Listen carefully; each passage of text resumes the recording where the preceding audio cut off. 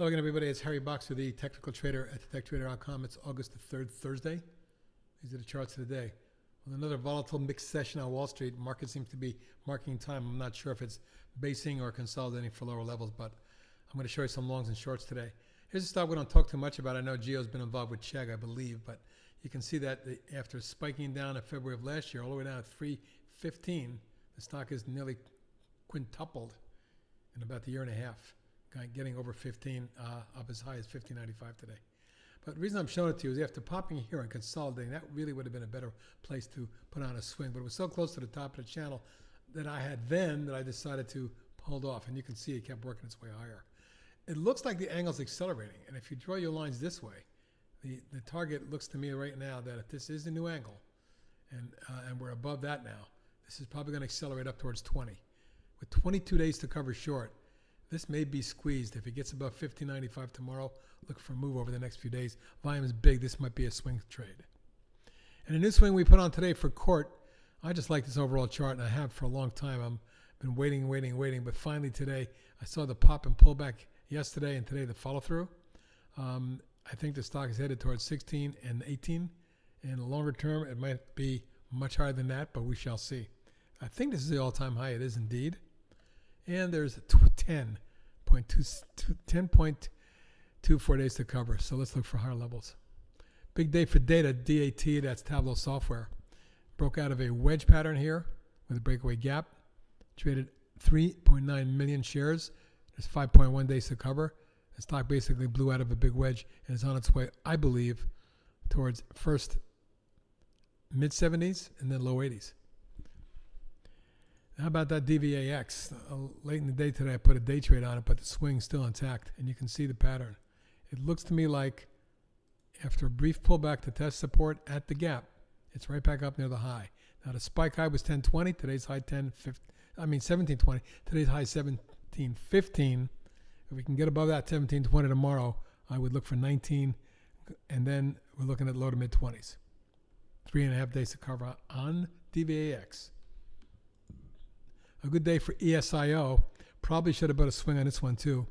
But this is extremely thin and volatile at times anyway. You can see it doesn't trade excuse me, that much. And today was a big day for it at 2.6 million. Now, if it gets above that zone, we can see the stock at 11.5 and then 13. So those are my targets going forward. 11.5 and 13 is 3.9 days to cover. I think the pullback could be an opportunity. Form factor popped $1.50 today. Excuse me, and took out resistance at about the 1365 level. I'm looking for a retest of this 15.75 range and then 17 going forward. HIIQ. Now, ladies and gentlemen, I want you to listen up. The same people who gave me AAOI and NVIDIA are now all over the stock, and they tell me this is doubled by the end of this year. They think this is a $60 stock. We shall see. But in any case, it's a swing that's ongoing. It looks great. I think the key for me was when it popped up through here, consolidated, and broke out again. Note the volume there and there when it broke out each time. Well, the volume picked up again today as it spiked up out of the wedge. I really think we're looking at a $48, $50 stock short term. How's that? Maybe in the next few weeks. And that's the top of the intermediate channel as well. 3.6 days to cover on that one. Now, INOV popped today. When it pulled back, I put a swing on it. I may have been early. I think when looking back at this, I would have preferred to wait to see if they could take this out because there's a gap fill there. But the retest was successful. The wedge was successful. More importantly, the major declining tops line that goes all the way back to the beginning of the IPO 2.5 years ago was broken today with the pop, and then it pulled right back to it. So for me, this is a test, and if the stock holds up in this zone, I think we can get a nice opportunity on it. It did have a decent pullback from 1470 all the way back to 1315 there, so that's a big pullback. I'll have to see some follow-through in the upside before I get excited. But there's almost 13 days to cover as well on this one. Now, IRTC, iRhythm, a new issue back in 10 months ago, October of last year. And after running up and then consolidating, you can see it broke out and ran up and then did this. That looks like a nice flag, a three-wave corrective to test the 50 and the prior high. And then today a big pop of 367 or 9% on 1,000,003. That's one of the best volumes all year on the breakout. I really think we're looking at a $55 stock, maybe 56, something like that going forward. Mid-channel would be something around 48, 49 shorter term. 5 days to cover short on that one. OSUR continues to stair step up the ladder. Beautiful rising channel. I'm looking for a quick move that takes us up towards 22, but eventually 26.7 is my swing target. And there's 5.8 days to cover on OSUR. Great looking chart. Qualis, QLYS. I keep hearing good things about this company. I look at the long-term chart. I say to myself, well, a nice inverted head and shoulder breakout platform. I should have been all over this one. The target's around 48 short term, and then I'm looking for retest of the all-time high in the mid-50s. Based on the current trend, we may very well see mid-50s pretty quickly. It's 3.8 days to cover on Qualis. SEDG, Solar Edge, one of my favorites since it popped here on volume, broke out, and the moving averages crossed over, and we got a pullback flag. And then it popped and ran all the way up the shoot from about 13.5 to more than doubled. Today's high is 27.95, close to 27.60, up 4.75 or nearly 21%. Volume was one of the biggest of the year at 4.3 million shares. And I think that we're going to test that 30 zone very quickly in here before it pulls back, but it may be a little extended. There is 5 days to cover on this one. TTWO with a big earnings report and a jump of 970 or 12% on 10.9 million. Big breakaway move, upper end of the range close. I'm looking for 95, maybe 98. And that's it on the long side, but there are some shorts to talk about. Let's take a look at some of our boxer shorts, both boxer swing and regular boxer shorts. CATM, a stock I gave you back in February, March, short in a 44.5 range. Today got absolutely decimated. First popping to 34.90 and then getting whacked to 27 before finishing at 27.54.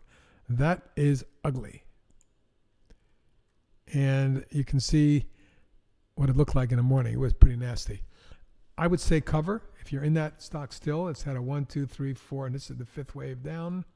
For me, I think, I don't know how far down it goes from here, but we've had a nice 18-point drop, something of that nature. 14.6 days to cover. They may cover at some point.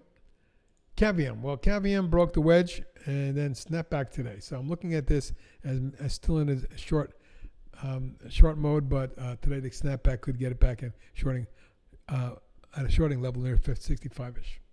Dynequity. Boy, has that been ugly and gets uglier every day. You can see the big falling wedge is now underneath support there and headed towards my next target at 37. What's the long-term look? Well, you can see that there is some support in that 36.7 range, but if it gets below that, we may visit mid-20s. That's how bad it looks. And today was another nasty day down, $1.24. GKOS, it cracked. Rolled over for a few days, and today really got slammed. Not quite to my target at 33, 33.5, but pretty close. And at this point, it looks like the channel bottom is there as well, a little bit below here at 32-ish. So if it does get down there, that would be a cover point. But that worked out. Hasbro, well, a couple days ago, I put this on our list in this weekend when I saw the slam dunk of the bear flag or bear wedge. It certainly got hit. And today, inside downside day, I think it gets a downside follow through. I'm looking for 98, 9, 95, and eventually high 80s. IMPI, well, finally broke this one yesterday and a nice follow through today. If we get this one under 33.5, here, 29.5, 30, here we come, and maybe even 27. MYRG broke today. Look at that breakdown.